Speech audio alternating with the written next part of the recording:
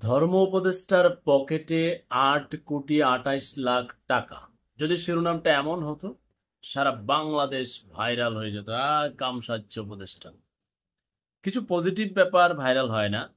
তো যাই হোক, আমার চোখে যেহেতু সংবাদটা পড়েছে, আমি আপনাদের একটু শোনাই। ভালো কাজের প্রশংসা করবেন। আবার উপদেষ্টাদের ধরেন, উপদেষ্টা আসিফ কিংবা স্বাস্থ্য উপদেষ্টা, তাদের পিএসটা যখন আহ, তাদেরকে বরখাস্ত করা হয়েছিল, বরখাস্ত তো আর খুব ভালো কাজের জন্য করা হয় না, নিশ্চয়ই কোনো আকাম করছে। আমরা কথা বলেছি, উপদেষ্টাদের গাড়ি বিলাসিতা নিয়ে কথা বলেছি। বলতে হবে, ব্রিটিশের গোলামি তো করছেই এই এই এই এই- এই- এই সাইটের মানুষ, আর কত গোলামি করবেন? আপনি রাজনৈতিক দলের কোনো অন্ধ সমর্থক হয়েন না। রাজনীতি আপনার স্বাধীনতা আছে, করেন, বাট আপনার দলের ভুলটাও ধরবেন। আর উপদেষ্টাদের প্রতি আপনাদের সমর্থন থাকলে তারা ভুলটাও ধরবেন। আবার ভালো কাজের প্রশংসা করবেন। আচ্ছা, কি করেছে উনি? চলতি বছর সরকারি ব্যবস্থাপনায় হজ পালন করা হাজিদের উদ্বৃত্ত 8,28,90,183 টাকা ফেরত দেওয়া হবে বলে জানিয়েছেন ধর্ম উপদেষ্টা ডক্টর আ.ফ.ম. খালিদ হোসেন। ধন্যবাদ আপনার এই প্রশংসাযোগ্য কাজের জন্য। আমরা তো বাংলাদেশের হিসাবই জানি না, না জানালে তো কিছু করার ছিল না। ধর্ম উপদেষ্টা জানান, সরকারি ব্যবস্থাপনায় 4,978 জন হাজিকে সর্বমোট 8,28,90,183 টাকা ফেরত দেওয়া হবে। যত দ্রুত সম্ভব এই টাকা হাজিদের ব্যাংক অ্যাকাউন্টে ফেরত পাঠানো হবে। টাকাগুলো বেঁচে গেছে, যেখানে যেখানে খরচ করার কথা, বাড়ি ভাড়া, এটা এটা একটু কম লেগেছে। তো এই যে প্রশংসাযোগ্য কাজ, আশা করি বাকিদের কাছেও আমরা এই দৃষ্টান্ত দেখতে পাবো, এবং সামনের দিনে ইলেকশন পরবর্তীতে যারা এদেশকে পরিচালনা করবেন, আপনাদের যেন এরকম স্বচ্ছতা থাকে। থাকলে কি হবে? আপনাদের ভবিষ্যৎ ভালো হবে, মানুষ প্রশংসা করবে, মঙ্গলজনক হবে। আর যদি পোংরামি করে লুডি মুড়ি সাড়ি মাড়ি খাই ফেলান, তো আপনারও জনগণ আই লাভ ইউ করে দিবে। কিছু করার নাই তো, মানুষ খেপে যাবে। কিছু কি করবেন আপনি? কিছুই তো করার নাই।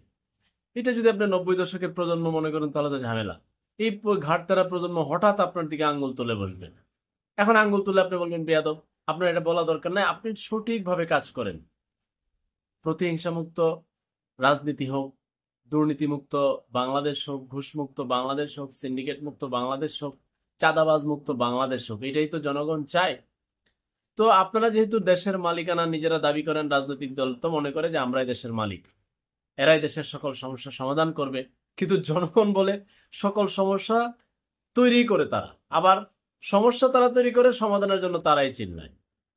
তো আশা করি নেতারা আপনাদের আয়ের উৎসটা বিভিন্ন ব্যবসা বাণিজ্যে জড়িত থাকবেন। আর যদি আপনার আয়ের উৎস হয়, হ্যাঁ, রাজনৈতিক, বুঝেন না মালটোবা, তাহলে তো সমস্যা রে ভাই। জায়গায় ফিরে আসেন, জায়গা মতো পলিটিক্স করেন, কোনো সমস্যা নাই। আর আমাদের ডান বাম উত্তর দক্ষিণ কোনো জায়গায় পলিটিক্স করার আমাদের বিন্দুমাত্র সময় নাই। আমরা কামলা দিয়ে চলি, ব্যবসা বাণিজ্য করিয়া, দৌড়ঝাঁপ করিয়া, জঙ্গলে মঙ্গলে দৌড়াইয়া, মধু এইটা ওটা দৌড়াই কালেকশন করে মানুষকে দেই। আমাদের এটাই শুক্রিয়া, আলহামদুলিল্লাহ।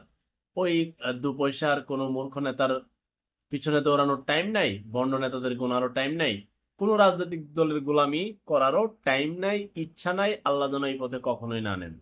যেভাবে আছে শুকুর আলহামদুলিল্লাহ। তো এই ভালো কাজকে প্রশংসাযোগ্য হিসেবে প্রচার করবেন। আমার ধর্ম উপদেষ্টা ইমাম সাহেবদের বেতন টেতন বাড়ায় না, মুয়াজ্জিনদের বেতন টেতন বাড়ায় না, এই নিয়ে আমি কথা বলেছি। উনি একটা সুযোগ পাইছে, কিছু করে দিয়ে যান।